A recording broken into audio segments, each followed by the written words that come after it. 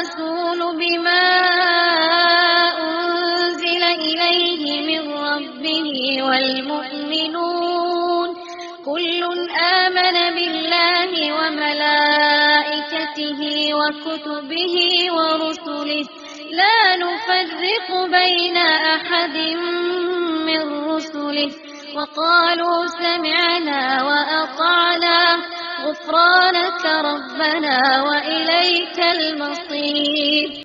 रसूल उस हिदायत पर ईमान लाया है जो उसके रब की तरफ से उस पर नाजिल हुई है, और जो लोग इस रसूल के मानने वाले हैं उन्होंने भी इस हिदायत को दिल से तस्लीम कर लिया है। ये सब अल्लाह और उसके फरिश्तों और उसकी किताबों और उसके रसूलों को मानते हैं, और उनका कौल ये है कि हम अल्लाह के रसूलों को एक दूसरे से अलग नहीं करते।